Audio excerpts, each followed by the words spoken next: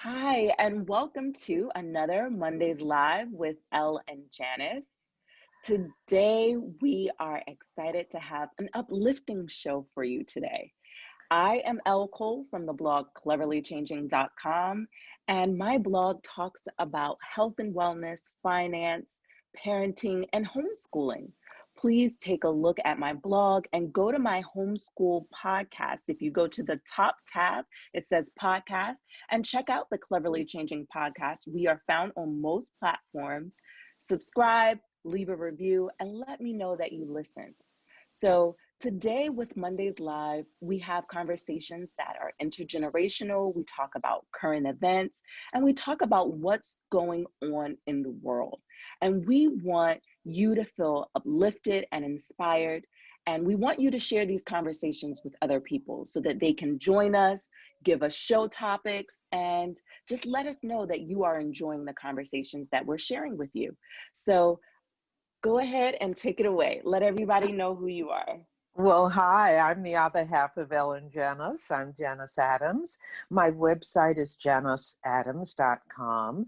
I'm an author and historian. I'm also publisher of backpackskids.com, which is truly, from its inception, it has always been anti-racist, but we look at travel and adventure and empowering adventurous young minds. So check that out that's for families with children, our tweens. And, but today, speaking of an uplifting conversation, I happened upon a news story about a brand new town called Freedom. And we are going to be talking about that today because so often when we do the show, we are always interested in being uplifting, but the news is so heavy that sometimes in order to eke out that kernel, we have to talk about the downside that is inspiring the uplifting conversation. Today is a little bit different. The quick downside, or when you're doing a business plan, you establish the need and then you talk about the solution. Well, the need for this week's conversation is what's going on in housing. It is the economy. It is what's COVID. It is what is happening all around us, and it is definitely President Trump's determination to roll back protections on housing fairness. And that's the backdrop. The exciting thing is that there is a town in Georgia, a new town called Freedom. It is 19 families who have collectively purchased 97 acres of Georgia land for a new Black town. So I thought that was exciting because here it's about agency. It is about us taking what is and honoring our own lives and strengths and intelligence and hard work and all of that good stuff, and even our history, by looking at forming a Black town. Yes, and I think this is so enlightening because it was only a few months ago that we talked about Black Wall Street. And this is not exactly the same, but it is a nod to Black Wall Street. And what I love about the community is that in the midst of this pandemic, they are providing masks for people. They're also providing economic assistance to people. So it's not just the land itself that they're allowing people to, put down tents and things like that, but they're also doing other things in the community as well to make a difference. So they're meeting a present need and they're really fulfilling it together with each other. And that's really a way that we are taking care of our own. And I just think that that concept is something that was started in the past, but in some cases we had gotten away from it. And these 19 families are showing us again what we should be doing for each other. You know, people always say, well, um, emancipation happened and then people were free. We know better than that. But the question is, how did they do what they did to begin to create new lives for themselves? Where was the wherewithal? And so I just thought I would read this quick entry from my book, Glory Days. And it's about the first of the Black towns. And we talk about, you know, Blacks leaving the South for the North in the 20th century. But here we are talking about 1878.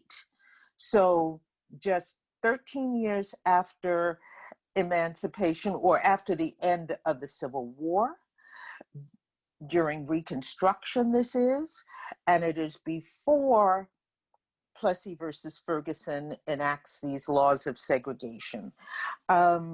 It was called the Great Exodus of 1879, but it began with a poster, Ho for Kansas, April 15th, 1878. On that poster, it called to those in pursuit of homes at transportation rates cheaper than ever known before. Less than 5 years after the Civil War officially ended slavery, and just as the last constitutional amendments were ratified guaranteeing African American citizenship, the demand for cotton was higher than ever. A reign of terror swept the South, openly fueled by once wealthy planters who were eager to resurrect forced labor using ex-overseers and the KKK as recruiters. For desperate Blacks, survival meant escape. Wagon trains setting out for territory outside the South were at times circled by Southern raiders who killed those who refused to return. Hundreds of attacks were documented. Groups sent appropriation requests to the Freedmen's Bureau for ships in which they could sail to Africa, all to no avail. We lost all hopes, said ex-slave and Civil War veteran Henry Adams.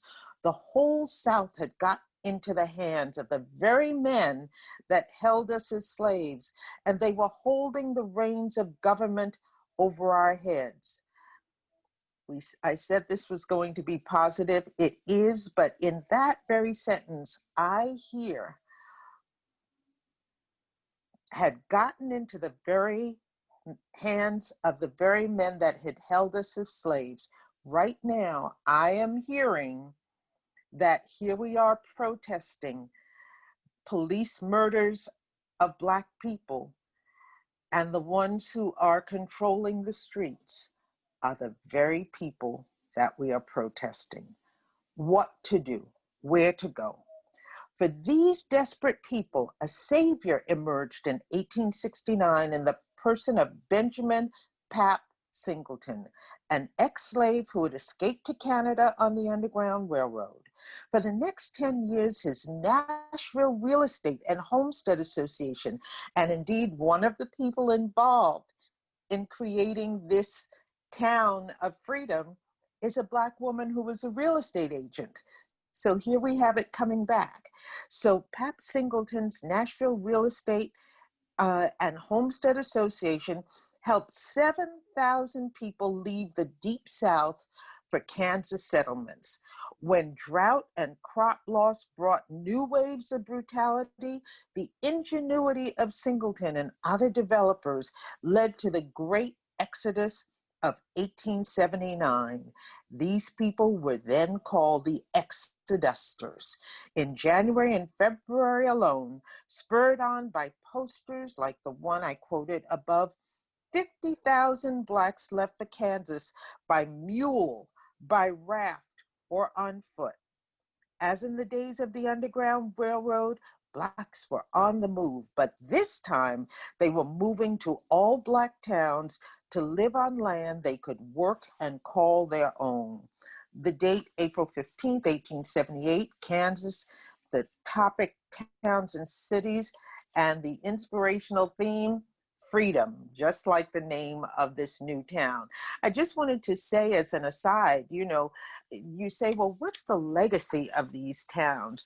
Well, one of the ones that I think of straight off the bat, Zora Neale Hurston was born in an all-Black town, in one of these towns that had been formed in Florida. And I believe, don't quote me on it today, but I believe her dad at one point was its mayor.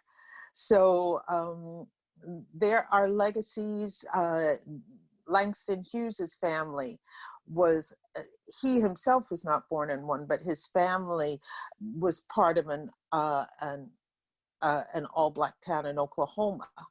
So these towns did work and did mean something to our people.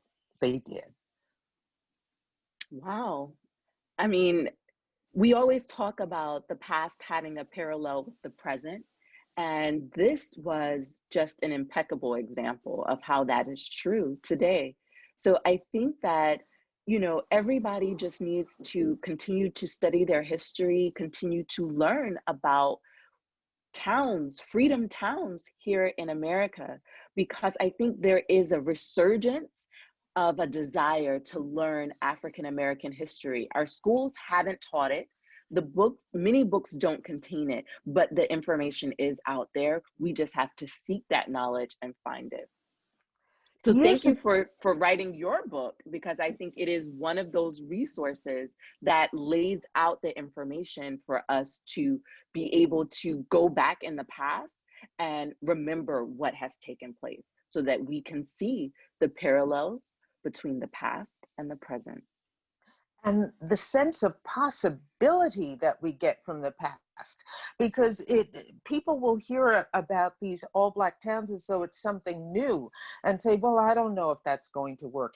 It did work. We have the proof it did work. And I mentioned uh, um, Zora Neale Hurston. So it worked in terms of its legacy of literature. It worked as well as real estate. It worked in terms of its legacy of understanding cultural, because she was an anthropologist. Langston, I just remembered, is the name of the town in Oklahoma, named for Langston Hughes's relative, for whom he too was named. And he became one of our early attorneys and judges. So it did work. It is possible. Get on the move. One of the things I wanted to share, I don't have many copies of them, but years ago when I first launched a company called Harambe, which was the first national book club for African American literature, I had co-published George Cantor's book, Historic Landmarks of Black America. And this book, I don't have many. I have but first come, first serve, $29.95. If anybody would like a copy, just email me through my website and I'll make sure that you get one. But this has the story of many of the historic Black towns and other aspects of our history in a sense that I love, because it touches down with real people in real places, not just saying, oh, this has something for every single state of the union. We can have a touchdown point. And even if during COVID, we may not be able to get in the car and drive there, we can read something about it. We can share it with our children. We can just have another insight into which you do as a homeschooler. I know an example of that you've done. When you were holding up the book, I thought this is the perfect time during the pandemic to go road tripping and to have that book as a guide. This is a gem for homeschool parents. So I just thought about that when you held the book up. So I think the timing is right for you to, have so many copies so that families can teach their kids. That is what this society and this time is calling us to do. It's calling us to give our kids that information and not hope that somebody else is going to give it to them. So I think No. that this is just perfect that you have that book and that the I book was so exists. happy to find it, that I still had it in my warehouse. I was thrilled and said, no, we need this now. And, you know, even if you can't get in the car and go, as they said, you can do it the old way. You can armchair travel. And you can find it, you can do just wonderful homeschooling exercises with map study, and then tie it into social studies, tie it into math with the distances between places, the length of time it took them. Here are people, we're talking about whether or not we can get into the car.